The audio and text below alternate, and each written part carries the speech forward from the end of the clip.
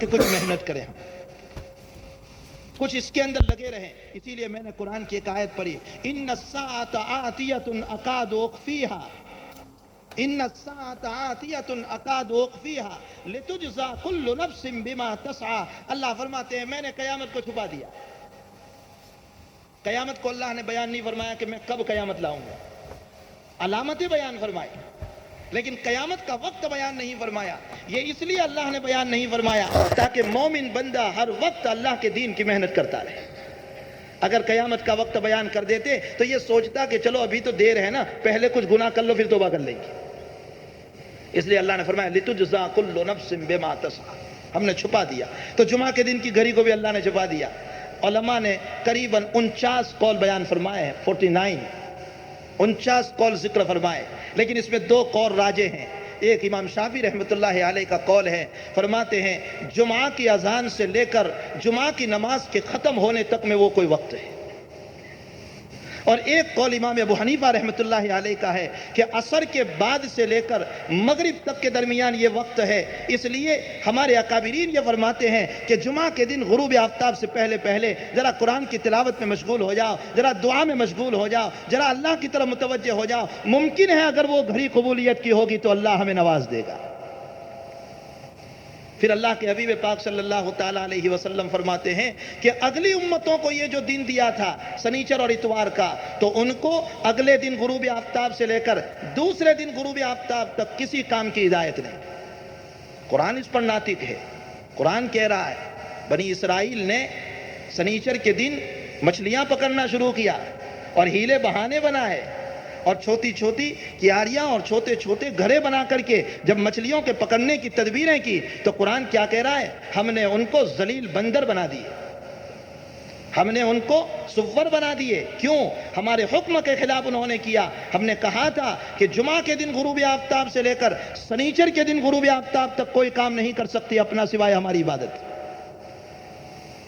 لیکن جناب رسول اللہ صلی اللہ علیہ وسلم کی باری آ رہی ہے، اللہ کے حبیب کی باری آ گئی تو حضور پاک صلی اللہ علیہ وسلم سے فرمایا او میرے لادلے، تم تو میرے بہت پیارے ہو، تمہاری امت بھی میری بہت پیاری، میں اتنا سخت حکم تم کو نہیں دیتا۔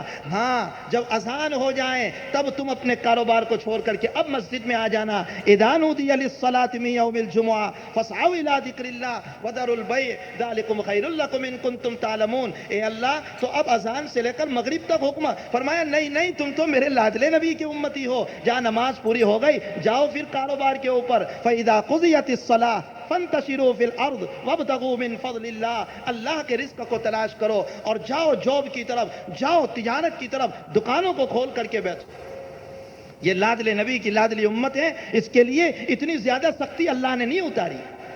یہ نہیں کہہ دیا کہ جمعرات کے دن غروب آفتاب سے لے کر جمعہ کے دن غروب آفتاب تک تمہیں بالکل مقید رہنا پڑے گا، نہ، تم تو میرے لادلے نبی کی امت۔ یہ تو دینے کی باری تھی دنیا کے کاموں میں تو اللہ نے سہولت پیدا کر دیا، اور نیکی دینے کے باب میں کیا کہہ رہے ہیں؟ حضور پاک صلی اللہ علیہ وسلم فرماتے ہیں جمعہ کے دن جس ساتھ میں بھی کسی کا انتقال ہو جائے گا، ترمذی کی روایت ہے، اللہ اس کو قبر کے فتنوں سے محفوظ فرمائیں گے۔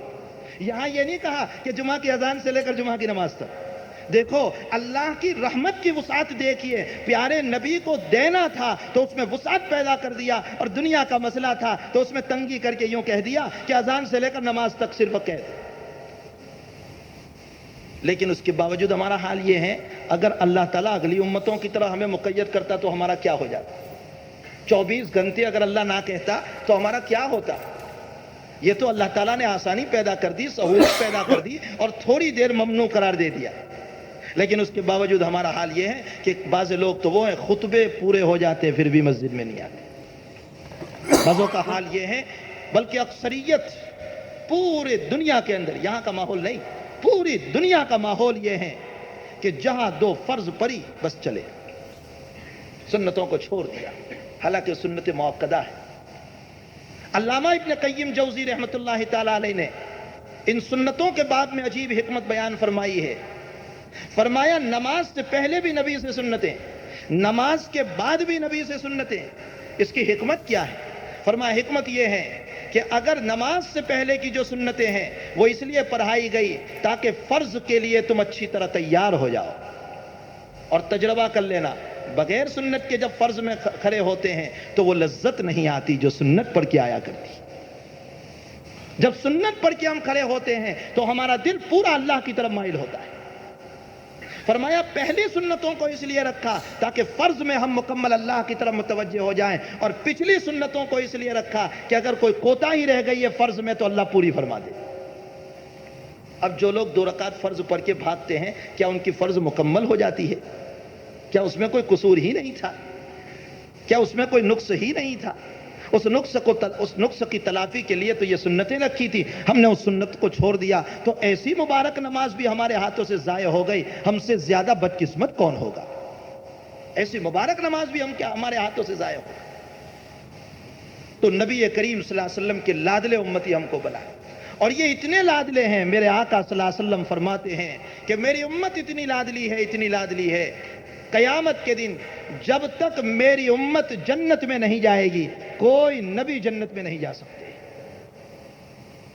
یہ کوئی ضعیف روایت یا کوئی کسی بزرگ کا قول نہیں سنا رہا ہوں، مسلم شریف کی روایت ہے. جب تک میری امت جنت میں نہیں جائے گی کوئی نبی جنت میں نہیں جا سکتا. لیکن کئی اطراحات پہ نہ آ جائیے کہ ہم نبی سے بھی بڑے ہو گئے. یہ مطلب نہیں ہے خادم آگے ہوتا ہے مخدوم پیچھے ہوتا ہے. خادم آگے ہی ہوا کرتے راستے صاف کرنے کے لیے، اور مخدوم اور آقا پیچھے ہوا کرتے.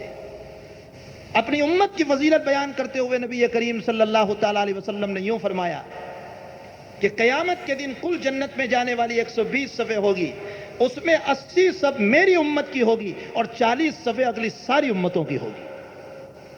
رواہ مسلم. 2/3 اس امت کے ہوں اور 1/3 اگلی امت کا. 2 بھاگ اس امت کے اور 1 بھاگ اگلی امت کا. اتنا ہی نہیں، قیامت کے دن انبیاء کو ضرورت پڑے گی گواہی کی. جب ان کی قوم ان کو یہ کہے گی اللہ کے سامنے کہ تم لوگوں نے ہم کو دعوت و تبلیغ نہیں کی تھی اور ہم کو دین کی باتیں نہیں پہنچائی تھی، حضرات انبیاء کہیں گے اللہ پہنچا دی تھی. اللہ کہیں گے گواہ کون؟ تو انبیاء کی گواہی کے لیے اللہ میری امت کو کھڑی کرے گا. لیکن اللہ میری امت کو بھی پوچھے گا کہ تم تو اس وقت تھے نہیں جب وہ انبیاء تھے، تم گواہی کیسے دے رہے ہو؟ گواہ تو حاضر ہوتا ہے، تم کیسے گواہی دے رہے ہو؟ تو یہ امت میری کہے گی ہمارے نبی نے ہم کو بتایا میری امت نبیوں کی گواہ، اور میری امت کی گواہی کی ضرورت پڑے گی تو میں میری امت کی گواہی دوں گا. یہ قرآن کا موضوع ہے، یہ قرآن کی آیت ہے جس کا میں ترجمہ کر رہا ہوں. وَكَذَلِكَ جَعَلْنَاكُمْ أُمَّةً وَسَطًا لِتَكُونُوا شُهَدَاءَ عَلَى النَّاسِ وَيَكُونَ الرَّسُولُ عَلَيْكُمْ شَهِيدًا. اگلے نبیوں کی گواہ میری امت اور میری امت کا گواہ میں.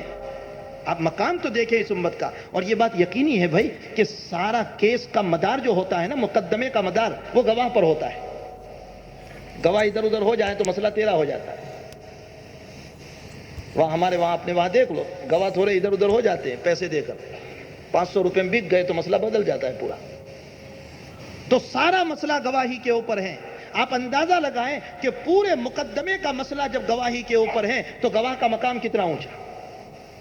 اب اللہ انبیاء کے گواہ اس امت کو بنائے گا، اور پھر اس امت کی گواہی کے لیے نبی کریم صلی اللہ تعالیٰ علیہ وسلم اتنا اونچا مقام اس امت کو عطا فرمایا. یہ مقام کیوں دیا؟ دنیا میں کھچڑی کھانے کے لیے ہم کو؟ معاف فرمائے میرے بھائی، یہ مقام ہم کو کیوں دیا؟ تاکہ ہم جیسے ویسے زندگی گزار کر چلے جائیں دنیا سے؟ نہیں، اللہ کہہ رہا ہے کنتم خیر امت اخرجت للناس تأمرون بالمعروف وتنہون عن المنکر وتؤمنون باللہ. ہم نے تم کو یہ مقام اس لیے دیا کہ میرے لاڈلے نبی، اب اس کے بعد کوئی نبی نہیں، لا نبی یا بعدہ، اس کے بعد کوئی نبی نہیں، یہ میرا آخری نبی ہے. اب اس کی شریعت کو سنبھالنا تمہارے ذمہ ہے، اس کام کو سنبھالنا تمہارے ذمہ ہے، امر بالمعروف کرنا تمہارے ذمہ ہے، نہی عن المنکر کرنا تمہارے ذمہ ہے، برائیوں سے روکنا تمہارے ذمہ ہے، بھلائیوں کا حکم دینا تمہارے ذمہ ہے. یہ میرے لاڈلے نبی کی شریعت کو لے کر تم کو چلنا ہے. اتنی بڑی ذمہ داری کی بنیاد پر میں نے تم کو یہ مقام دیا ہے، ویسے ہی ہم کو یہ مقام نہیں دیا. علماء کرام جو ہیں وہ اس مجلس میں جانتے ہیں، صاحب مشکات رحمۃ اللہ علیہ نے اسی آیت پر اپنی مشکات شریف کو ختم فرمایا ہے. سب سے آخر میں یہی حدیث لائے. نبی اکرم صلی اللہ علیہ وسلم فرماتے ہیں انتم تتمون 70 امہ قال اللہ تبارک و تعالی کنتم خیر امۃ اخرجت للناس تأمرون بالمعروف وتنہون عن المنکر وتؤمنون باللہ۔ اس روایت پر صاحب مشکات نے کتاب کا اختتام کر کے پوری کر کے اس بات کی طرف اشارہ فرمایا کہ یہ جتنی روایتیں تم پڑھ کے آئے ہو میری کتاب کے اندر، یاد رکھو تمہیں فضیلت تبھی ملے گی جبکہ تم نبیوں والا کام کرنے والے ہوں گے۔ اگر نبیوں والا کام کرو گے تو تمہیں فضیلت، ورنہ یہ فضیلت تمہیں نہیں ہوگی۔ اور پھر کمال کر دیا، آخری لفظ جو صاحب مشکات لائے ہیں، وقال الترمذی ھذا حدیث حسن، وقال الترمذی ھذا حدیث حسن، لفظ حسن پر کتاب کو پورا کیا اور اشارہ فرمایا اس بات کی طرف کہ دیکھو نیت حسن ہوگی تو امر بالمعروف بھی کام دے گا، اور اگر نیت حسن نہیں ہوگی تو امر بالمعروف بھی کام نہیں دے گا، پھر اس کام کے اندر بھی برکت نہیں ہوگی اگر نیت حسن نہیں ہے تمہاری تو اس کام کی بنیاد پر اللہ نے ہم کو فضیلت عطا فرمائی۔ ہمیں چاہیے کہ خود بھی بنے، دوسروں کو بھی بنائیں، ماحول پیدا کریں میرے بھائیوں، ماحول پیدا کریں زندگی میں اصلاح کا، خود بھی بنیں دوسروں کو بھی بنائیں۔ یہ زندگی تو ویسے ہی ختم ہو رہی ہے، عمر مثل برف کم، رفتہ رفتہ چپکے دم بدم۔ یہ آج کے جو ٹائم ابھی 9 بجا ہے، آئندہ زندگی میں یہ 9 بجنے والے میری زندگی میں نہیں ہے، وقت جا رہا ہے۔ کل بچپنا تھا، پھر جوانی آئی، پھر بڑھاپا آیا، اور معارف مثنوی میں علامہ رومی رحمۃ اللہ علیہ فرماتے ہیں کہ بارش جب بند ہو جاتی ہے اور کھیتی تیار ہو جاتی ہے تو خشک ہو جاتی ہے، سوکھ جاتی ہے، اور سوکھی ہوئی کھیتی وہ سفید نظر آتی ہے، اور جب کھیتی سفید نظر آئے تو سمجھ لو کہ اب اس کا مالک اس کو کاٹنے والا ہے، بال سر کے سفید ہو چکے ہیں۔ اللہ کہہ رہا ہے میں بھی تیری کھیتی کو عنقریب کاٹنے والا ہوں، میں تیرے اوپر موت کا پنجاب لانے والا ہوں۔ لیکن افسوس صد افسوس کہ بال کے سفیدی کے باوجود ہمیں اللہ کی طرف توجہ نہیں۔ کتنے جوانوں کو اپنے ہاتھوں سے دفن کرتے ہوئے بھی ہمارے ہاتھوں میں یہ لڑکراہٹ پیدا نہیں ہوئی کہ میری بھی جوانی میں موت آ سکتی ہے۔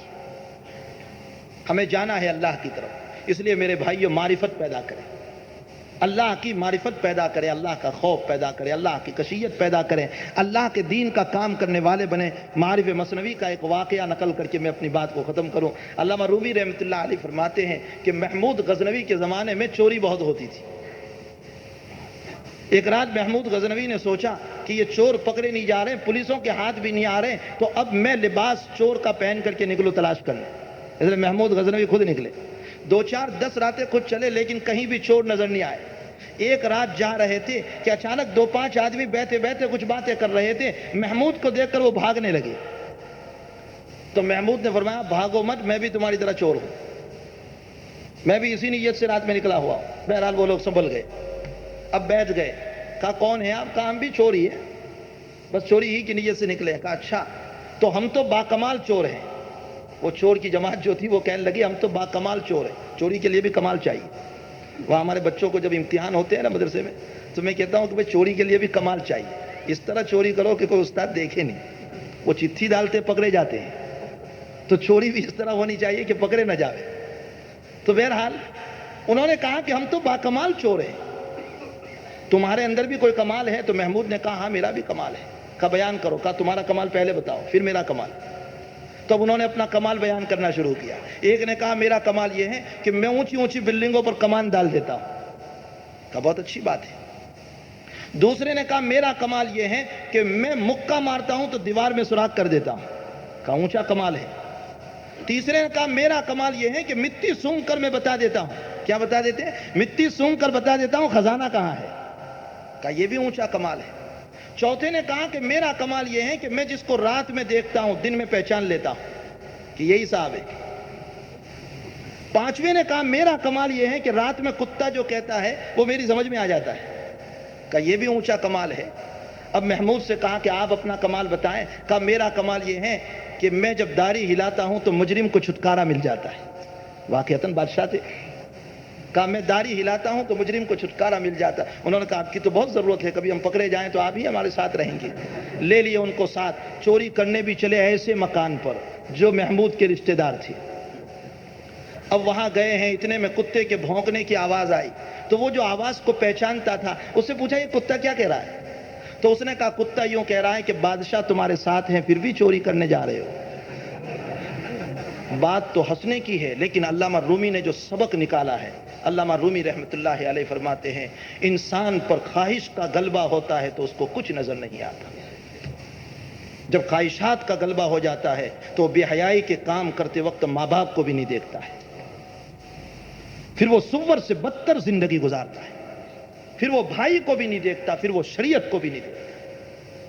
یہی وجہ ہے کہ جال جب کبوتر کو پکڑنے والا جال بچھاتا ہے اور اس کے نیچے دانے ڈال دیا کرتا ہے، کبوتر خواہش کی بنیاد پر دانے کو دیکھتا ہے، جال اس کو نظر نہیں آتی۔ آج شیطان نے خواہشات کی جال اتنی پھیلا رکھی ہے کہ ہمیں کچھ سمجھ میں ہی نہیں آ رہا ہے کہ ہم کہاں جا رہے ہیں۔ لیکن حضرت علی رضی اللہ تعالیٰ عنہ فرماتے ہیں کہ جب تمہاری جان نکلے گی اور پاؤں پر پاؤں مارو گے وَالْتَفَّتِ السَّاقُ بِالسَّاقِ إِلَىٰ رَبِّكَ يَوْمَئِذٍ الْبَسَاقُ، اور اللہ فرمائیں گے حل من راق، ہے کوئی رقیہ کا پڑھنے والا؟ رقیہ کس کو کہتے ہیں؟ یاسین پڑھنے والا۔ فرمایا جب تمہاری جان اندر پریشان ہوگی تو اندر سے کہو گے ارے کوئی یاسین پڑھنے والوں کو بلاؤ، سکرات کی سختی بڑی کٹھن ہے۔ قرآن کہہ رہا ہے اس وقت تم لوگوں کو تلاش کرو گے، تب تمہیں پتہ چلے گا۔ حضرت علی فرماتے ہیں کہ تم گھوڑے پر سوار تھے یا گدھے پر سوار تھے، وہ تو تبھی پتہ چلے گا۔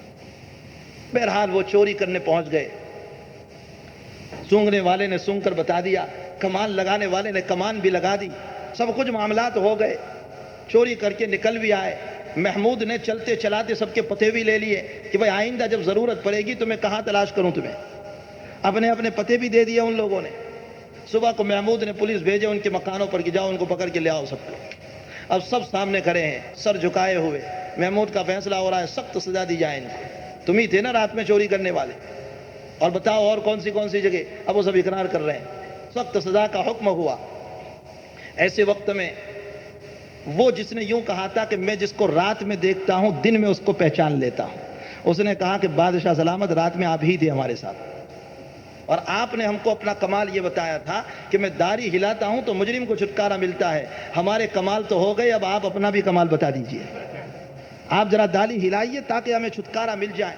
محمود کو بھی ہنسی آ گئی، مختصر سزا دی ان کو، اس لیے کہ ابھی کوئی مدعی نہیں آیا تھا دعویٰ کرنے والا، ان کے پاس توبہ کرائی، واقعہ تو آیا گیا ہو گیا۔ علامہ رومی اس سے جو سبق نکالتے ہیں، فرمایا کہ دیکھو بڑے بڑے ہنرمند اور بڑے بڑے کمال والے تھے، لیکن کسی کا کمال ان کے چھٹکارے میں کام نہیں آیا۔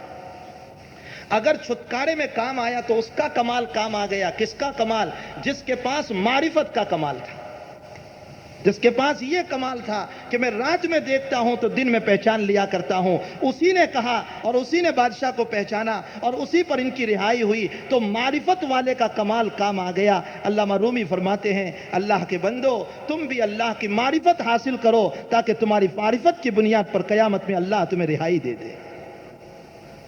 رات کی تنہائیوں میں میرے بھائیو اٹھیے، بہت سوئے ہم، 11 مہینے بہت سوتے ہیں، اگر رمضان میں 1 گھنٹہ جلدی اٹھ گئے اور 2-4 رکعتیں اللہ کے سامنے پڑھ لی اور میرے مالک کے سامنے آہو جاری کر کے توبہ کر لی اور اللہ سے مانگا اے اللہ زندگی کا مجرم اور پاپی ہوں تو مجھے معاف کر دے۔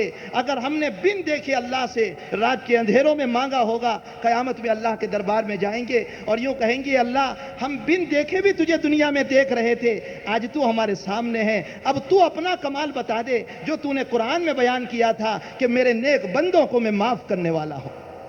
اور پھر اللہ اس وقت ہم کو اور آپ کو معافی عطا فرمائیں گے، نجات عطا فرمائیں گے۔ میرے بھائیوں معرفت پیدا کریں، یہ باتیں تو آئی گئی سب ہوتی ہی رہتی ہے، اصل بات تو یہ ہے کہ زندگی وفاداری والی ہو جائے، اور اگر ہم نے اپنی زندگی کو وفاداریوں پر نہیں ڈالا تو میرا اور آپ کا سب کا اس جگہ پر بیٹھنا یاد رکھیں وبال جان بنے گا۔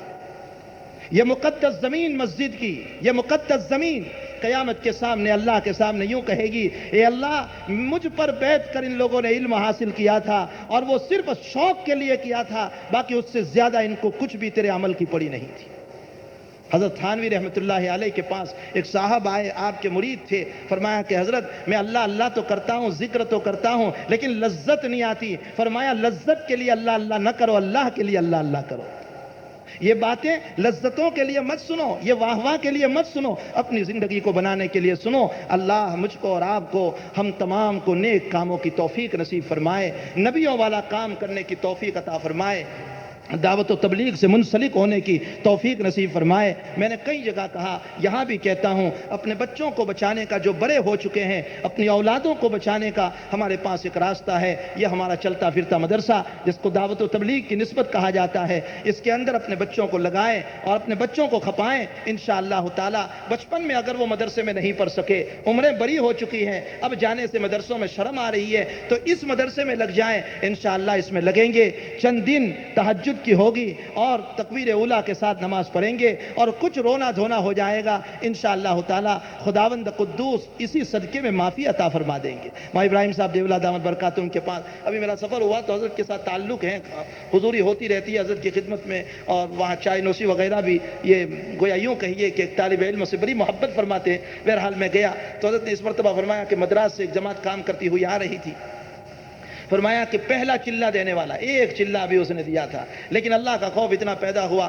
کہ مدراس سے وہ ٹرین جب آ رہی تھی تو آتے ہوئے راستے میں تہجد کے موقع پر سارے لوگ اٹھے ٹرین ہی میں، وہ نوجوان بھی اٹھا، اور اٹھنے کے بعد اس نے وضو کی، اور وضو کرنے کے بعد نہ معلوم اٹیک کا مسئلہ ہوا کیا ہوا واللہ عالم، اس کو پسینہ شروع ہو گیا اور بے چینی اور گھبراہٹ شروع ہو گئی، اس کے ساتھیوں نے سر پر سلا دیا، سلانے کے بعد وہ بار بار کلمہ پڑھ رہا ہے اور یہ کہہ رہا ہے دیکھو میری پیشانی پر پسینہ تو آ رہا ہے نا۔ کہا میں نے بزرگوں سے سنا ہے کہ یہ نیک فالی کی علامت ہے، یہ نیک فالی کی علامت ہے۔ اور اس کے بعد اس نے اخیر میں جو جملہ کہا، فرمایا نظام الدین کے بزرگوں کو سلام کہنا اور یہ کہنا کہ میرے لیے دعائے مغفرت فرمائے۔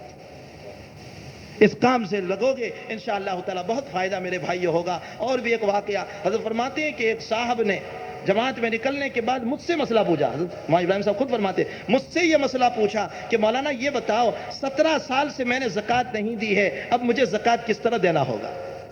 کتنا بڑا فائدہ، 17 سال کی زکوٰۃ نکالنے کی اس کو فکر ہو۔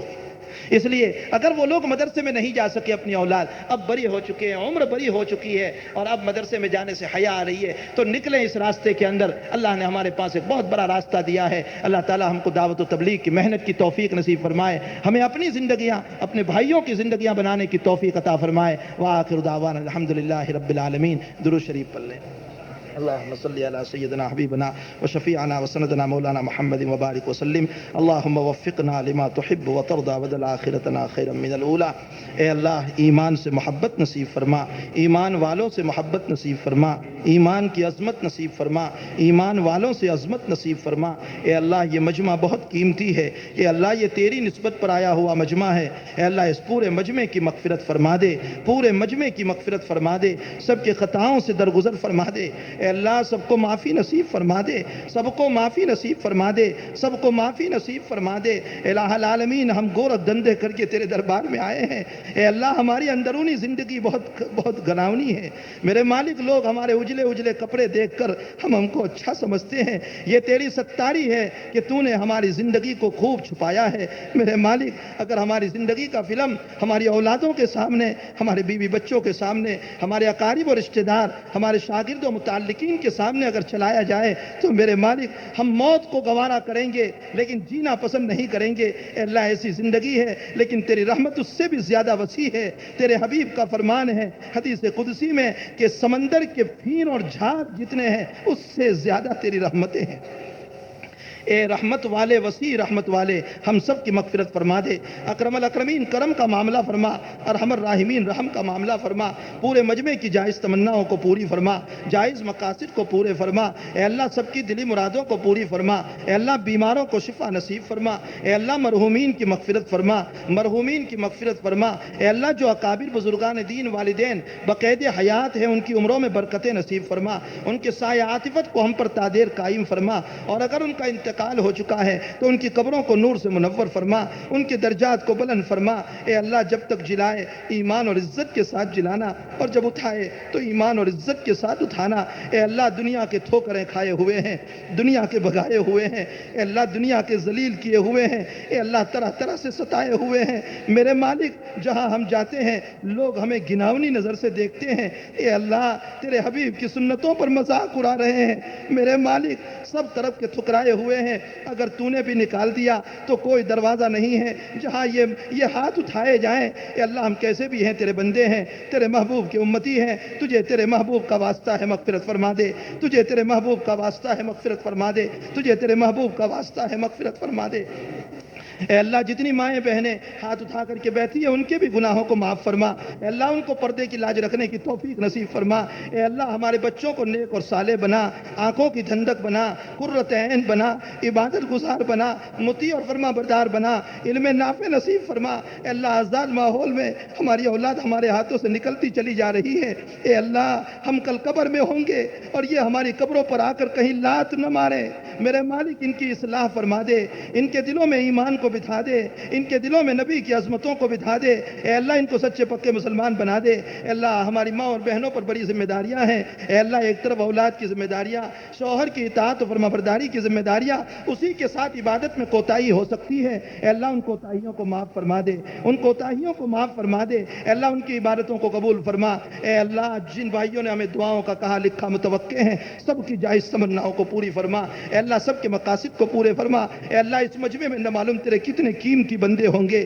کتنے پیارے ہوں گے، کتنے لادلے ہوں گے، کتنے مخلص ہوں گے، اے اللہ مخلصین کے سینگ نہیں ہوا کرتے، تو ہی ان کو جانتا ہے، ان مخلصین کے صدقے میں، حضور کے صدقے میں، صحابہ کے صدقے میں، اے اللہ ہماری دعاؤں کو قبول فرما، ربنا تقبل منا انک انت السمیع العلیم وتب علينا يا مولانا انك انت التواب الرحيم وصلى الله تعالى على خير خلقه محمد واله وصحبه اجمعين برحمتك يا ارحم الراحمين. الحمد لله نحمده ونستعينه ونستغفره ونؤمن به ونتوكل عليه ونعوذ بالله من شرور أنفسنا ومن سيئات أعمالنا من يهده الله فلا مضل له ومن يضلله فلا هادي له ونشهد أن لا إله إلا الله وحده لا شريك له ونشهد أن سيدنا ومولانا محمد عبده ورسوله أما بعد فأعوذ بالله من الشيطان الرجيم بسم الله الرحمن الرحيم يا أيها الذين آمنوا إذا نودي للصلاة من يوم الجمعة فاسعوا إلى ذكر الله وذروا البيع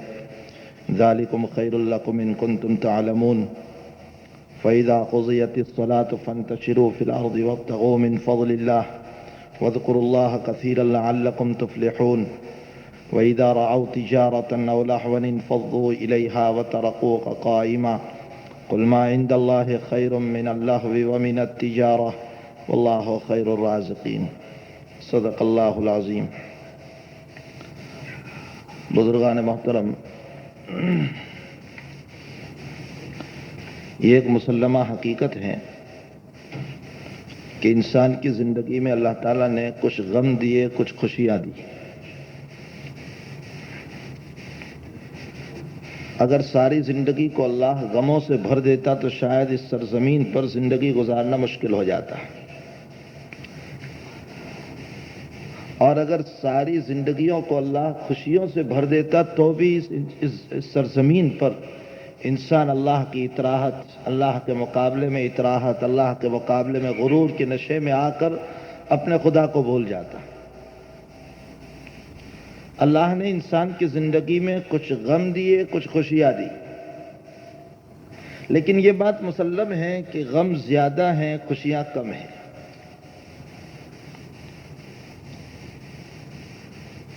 بعض مورخین نے روایت نقل فرمائی ہے، تاریخی روایت ہے. نبی اکرم صلی اللہ علیہ وسلم فرماتے ہیں کہ جب آدم علیہ السلام کے جسم مبارک کو تیار کیا تو اللہ نے 39 دن تک 39 ڈیز تک غموں کی بارش برسائی اور ایک دن خوشیوں کی بارش برسائی. اس کا مطلب انسان کی زندگیوں میں غم زیادہ ہے. ابھی ایک مصیبت ختم نہیں ہوتی کہ دوسری آ جاتی ہے، ایک بیماری ختم نہیں ہوئی کہ دوسری آ گئی، ایک حالت نہیں گئی کہ دوسری حالت سامنے آ جاتی ہے. تو تسلسل غموم ہے. لیکن میں انشاءاللہ رات کی مجلس میں عرض کروں گا کہ اللہ کی طرف سے غموم کا آنا مومن کے لیے رحمت ہے. انسان کی زندگی میں، خصوصاً مومن مسلمان کی زندگی میں غموں کا آنا یہ اللہ کی طرف سے ایک رحمت ہے. اور وجہ اس کی یہ ہے کہ بخاری شریف کی روایت ہے کتاب الادب کی، نبی اکرم صلی اللہ علیہ وسلم فرماتے ہیں کہ مومن کو اگر کانٹا بھی لگ جاتا ہے تو اللہ اس پر بھی اس کے گناہوں کو معاف فرماتے ہیں. ایک کانٹا چبھ جائے، حتی الشوقہ، روایت کے الفاظ ہے حتی الشوقہ، اگر مومن کو کانٹا بھی لگ جائے اس پر بھی اللہ گناہوں کو معاف فرماتے ہیں۔ اب محدثین کا حال تو یہ ہے کہ بھئی جو بھی روایت سامنے آئی اس پر بحث شروع کر دیتے ہیں، تو اس پر بھی بحث شروع کر دی کہ آیا انسان کو کانٹا لگے اور کانٹا لگنے کے بعد صبر کرے تو اللہ گناہوں کو معاف کرے گا، یا آہ اوہ کرے تو بھی گناہوں کو معاف کرے گا؟ اور یہ بات یقینی ہے کہ جیسا مشغلہ ہوتا ہے ویسی بحثیں ہوتی ہے۔ میرے اور آپ کے دنیا بھر کے مشغلے ہیں، دکانوں کے مشغلے ہیں، جاب اور ورک کے مشغلے ہیں، تو میری اور آپ کی بحثیں بھی اسی پر ہوا کرتی ہے۔ اور محدثین کے مشغلے جو ہیں وہ دینی مشغلے ہیں۔ امام مسلم رحمۃ اللہ علیہ کا نام تو آپ سب جانتے ہی ہیں کہ کتنا بڑا زمانے کا محدث گزرا ہے۔ قرآن کریم کے بعد تیسرے نمبر پر جن کی کتاب کو مقام ملا ہے، قرآن کے بعد دوسرے نمبر پر، پہلے نمبر پر بخاری شریف اور دوسرے نمبر پر مسلم شریف، بلکہ بعض علماء مغاربہ نے تو یہاں تک لکھا ہے کہ مسلم شریف کا مقام بخاری سے بھی افضل ہے۔ لیکن امام مسلم رحمۃ اللہ علیہ شاگرد ہیں امام بخاری رحمۃ اللہ علیہ کی، اور مائناز شاگرد۔ امام مسلم رحمۃ اللہ علیہ کی موت بڑی عجیب انداز میں آئی۔ کسی نے سوال کیا کہ حضرت فلاں حدیث ہیں، آیا یہ حدیث صحیح ہے یا غلط؟ کسی نے اپنی طرف سے بنا کر پیش کی ہے، موضوع روایت ہے یا صحیح روایت ہے؟ امام مسلم نے فرمایا کہ ٹھیک ہے، اس وقت مجھے مستحضر نہیں ہے، میرے ذہن میں نہیں ہے، میں نے جو حدیث کی ذخیرے کو جمع کیا ہے اس میں میں دیکھوں گا۔ آپ نے اوراق پلٹانے شروع کیے، اور جیسے ہوتا ہے نا، ہم کوئی کام کرتے ہیں تو کچھ قریب میں کھانا رکھ دیتے ہیں اور کھاتے جاتے ہیں اور کام کرتے جاتے ہیں۔ امام مسلم رحمۃ اللہ علیہ کے پاس ان کی نوکرانی نے، کام کرنے والی نے، باندی نے کھجور کا ٹوکرا رکھ دیا۔ آپ کھجور کھاتے چلے گئے اور حدیث کو تلاش کرتے چلے گئے، اور حدیث کے انہماک میں آپ کو پتہ ہی نہیں چلا کہ میں اتنی ساری کھجور کھا گیا۔ نتیجہ یہ نکلا کہ روایت بھی مل گئی آپ کو، اس پر انگلی بھی پڑی ہے، اور کثرت کھجور کی بنیاد پر آپ کے خون کا دوران بہت ہو گیا، تیز ہو گیا، شدت ہو گئی خون کے دوران کی، بلڈنگ بڑی تیزی سے شروع ہو گئی، جس کے نتیجے میں آپ کی رگ پھٹ گئی، اور رگ پھٹنے کے بعد آپ کا اسی میں انتقال ہو گیا۔ محدث ہیں، حدیث میں زندگی گزاری تو موت بھی اسی پر آئی۔ علامہ ذہبی رحمۃ اللہ علیہ کا نام آپ نے سنا ہوگا، نہیں سنا ہو تو آج ہی سن لو۔ زمانے کا بہت بڑا محدث ہے علامہ ذہبی رحمۃ اللہ علیہ، جو بخاری سے بھی بہت پہلے ہیں۔ علامہ ذہبی رحمۃ اللہ علیہ کے سلسلے میں لکھا ہے، امام ترمذی سے پہلے ہے، علامہ ذہبی کے سلسلے میں لکھا ہے کہ بڑے باروب انسان تھے، بہت بڑے محدث ہیں زمانے کے۔ جب ان کے انتقال کا وقت قریب آیا تو ان کے شاگرد سب کے سب آپ کے قریب بیٹھے ہوئے ہیں، لیکن کسی کو ہمت نہیں ہو رہی ہے کہ اپنے استاذ کو کلمہ تلقین کرے۔ رعب اتنا ہے استاذ کا۔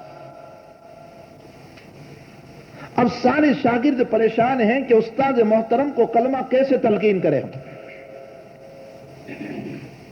آخر شاگردوں نے یہ مشورہ کیا کہ ایک حدیث ہے نبی کریم صلی اللہ تعالی علیہ وسلم کا فرمان، اور وہ روایت یوں ہے، من قال لا الہ الا اللہ دخل الجنہ، جو لا الہ الا اللہ پڑھے گا اللہ اس کو جنت میں داخل کرے گا۔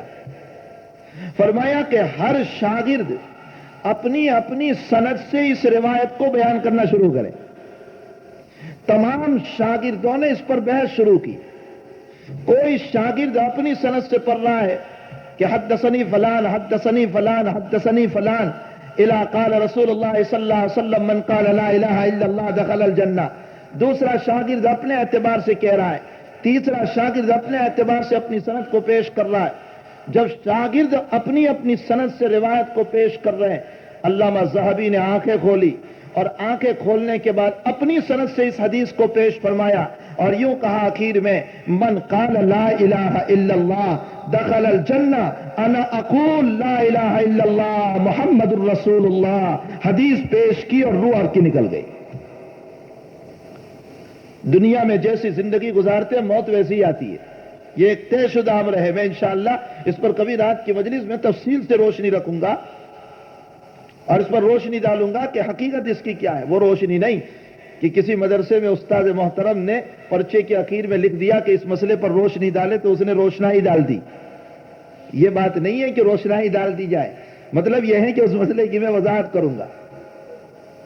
تو جب یہ روایت محدثین کے سامنے آئی, نبی اکرم صلی اللہ علیہ وسلم فرماتے ہیں کہ اگر کسی کو کانٹا بھی لگ جائے اللہ اس پر بھی گناہ معاف فرماتے ہیں. تو محدثین نے اس پر بھی بحث شروع کر دی کہ اگر کانٹا لگنے کے بعد صبر کرے گا تو گناہ معاف ہوں گے, یا یہ ہے کہ ناصبری بے صبری ہو جائے اوہ ہو جائیں تو بھی اللہ گناہوں کو معاف کریں گے. ہمارے ملا علی قاری رحمت اللہ علیہ مسلک احناف کے بہت بڑے محدث ہیں. مشکات شریف کی شرح لکھی ہے. وہ اس روایت پر کلام کرتے ہوئے یوں فرماتے ہیں کہ اگر بے صبری ہو جائے کانٹا لگنے کے موقع پر تب بھی اللہ گناہوں کو معاف کرے گا. دلیل کیا پیش فرمائی؟ دلیل بھی بڑی عجیب دے رہے ہیں.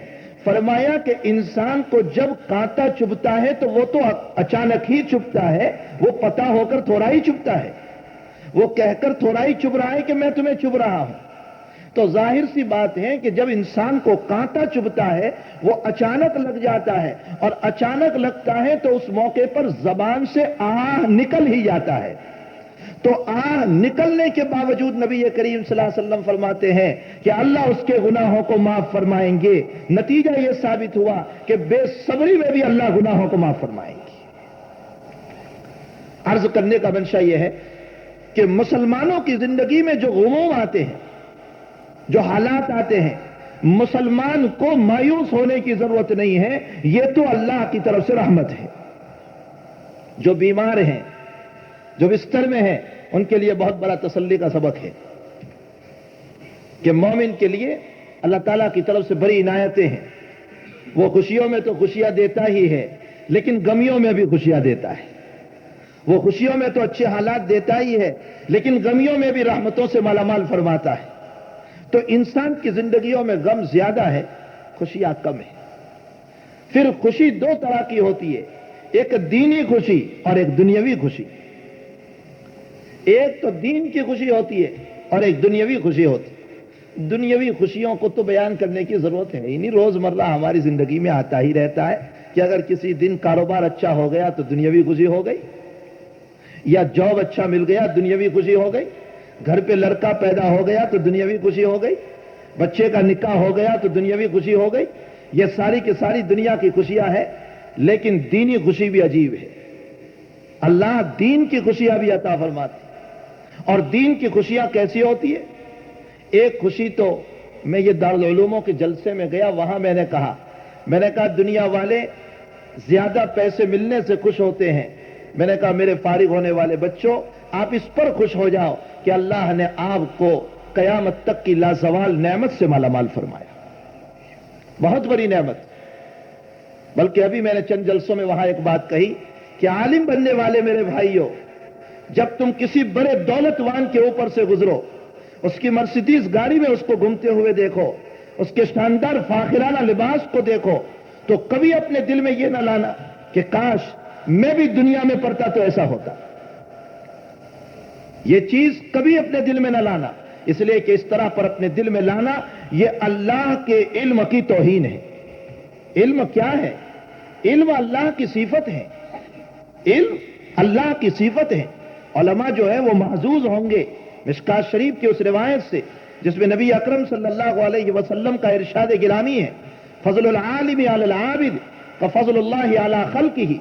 عالم کی فضیلت عابد پر ایسی ہے جیسا کہ عالم کی فضیلت عابد پر ایسی ہے جیسے اللہ کی فضیلت اپنی مخلوق پر.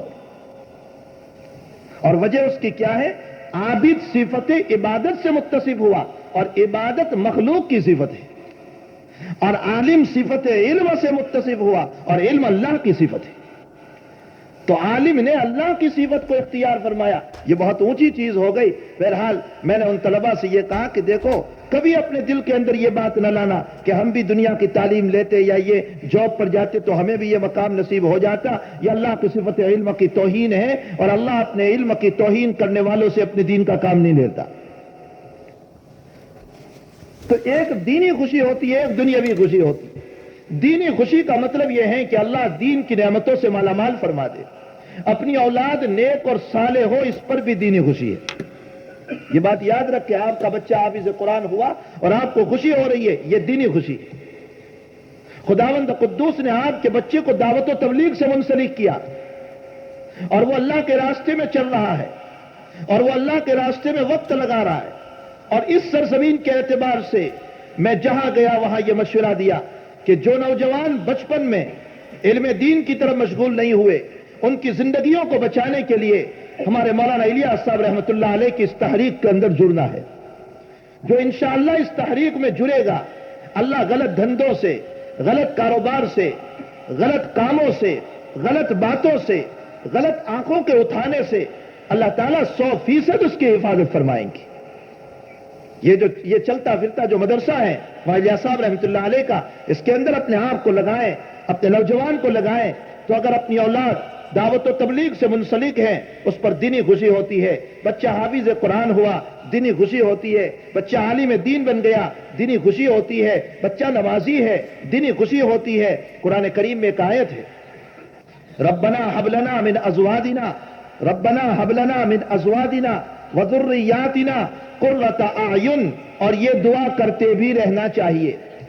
آپ لوگوں کو بھی میں کہہ رہا ہوں یہ دعا کرتے رہیں، اس آیت کو یاد کر لیں، ربنا حب لنا من ازواجنا وذریاتنا قرۃ اعین، اے اللہ ہمارے گھر کی بیویوں اور بچیوں کو بھی نیک بنا دے، اے اللہ ہمارے گھر کی اولاد کو بھی میری آنکھوں کی ٹھنڈک بنا دے۔ یہ دعا کس نے سکھائی؟ یہ دنیا کا کوئی ولی نہیں سکھا رہا ہے، یہ دنیا کا کوئی عالم نہیں سکھا رہا ہے، یہ دنیا کا کوئی غوث اور کتب نہیں بتا رہا ہے، یہ دنیا کا کوئی مجدد نہیں بتا رہا ہے، یہ دعا ساری کائنات کا مالک، پیدا کرنے والا، آسمان و زمین کا مالک، جس کے قبضے قدرت میں سب کچھ ہے، وہ مجھ کو اور آپ کو یہ دعا سکھا رہا ہے۔ ظاہر سی بات ہے اسی نے مجھ کو پیدا کیا، اس نے میری اولاد کو پیدا کیا، وہ جانتا ہے کہ اس مالک سے کیسے دعا کی جائے جس کے نتیجے میں ہماری اولاد کی اصلاح ہو، اس لیے اس نے ہم کو دعا سکھائی۔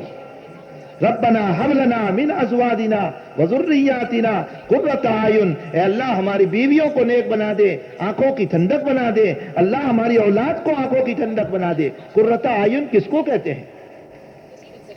کیا فیکٹری بن جائے تو قرۃ اعین ہو جائے گا؟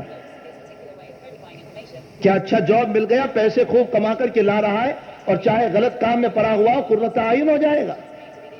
وہ ڈرگس کے دندے میں پڑ جائے اور پیسے خوب کما کر کے لے آئے، قرۃ اعین ہو جائے گا؟ حضرت حسن بصری رحمۃ اللہ علیہ قرۃ اعین کی تفسیر فرماتے ہیں، جس کو امام بخاری رضی اللہ تعالیٰ عنہ نے کتاب التفسیر میں نقل فرمائی۔ قرۃ اعین کا مطلب یہ ہوتا ہے اے اللہ اس کو دیندار بنا دے، یہ ہے قرۃ اعین کا مطلب۔ وہ نمازی بن جائیں، وہ تقوی والا بن جائیں، اس میں صلاح و فلاح آ جائیں، وہ اللہ کے گھر میں سجدے کرنے والا ہو، وہ اللہ کے گھر کی طرف متوجہ ہونے والا ہو۔ ربنا حب لنا من ازواجنا وذریاتنا قرۃ اعین، اے اللہ میری بیویوں کو، میرے بچوں کو میری آنکھوں کی ٹھنڈک بنا دے، انہیں نیک بنا دے، انہیں دیندار بنا دے، انہیں متقی بنا دے، انہیں پرہیزگار بنا دے۔ تو اولاد نیک ہو گئی، یہ بھی دین کی خوشی ہے۔ اسی میں کچھ دین کی خوشی یہ بھی ہے کہ اللہ تبارک و تعالی نے ہمیں کچھ ایام بھی وہ عطا فرمائے، ہمیں کچھ ایام دیے ہیں جن دنوں کے آنے سے خوشی ہوتی ہے۔ اسی میں ایک جمعہ کا دن بھی، جیسے عید سالانہ عید ہے، اسی طریقے سے جمعہ ہفتے کی عید ہے۔ اللہ تعالیٰ نے اس کو ہفتے کی عید مقرر کیا ہے۔ اور یہ بات یاد رکھ کے میرے بھائیوں، جمعہ کے دن کا تقرر اللہ نے فرمایا۔ میں نے کل رات بات اسی پر شروع فرمائی تھی کہ یہ اللہ کے نبی کی لاڈلی امت ہے، اسی پر میں نے اس وقت بھی آیت پڑھی۔ یہ لاڈلی امت ہے، اس کی ہر چیز اللہ نے منتخب فرمائی۔ اس کے ہر چیز کو اللہ نے منتخب فرمائی اور عجیب انداز میں منتخب فرمائی.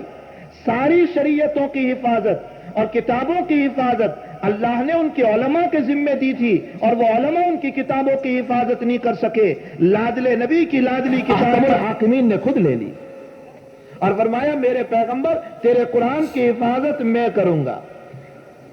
انا نحن نزلنا الذکر وانا لہ لحافظ.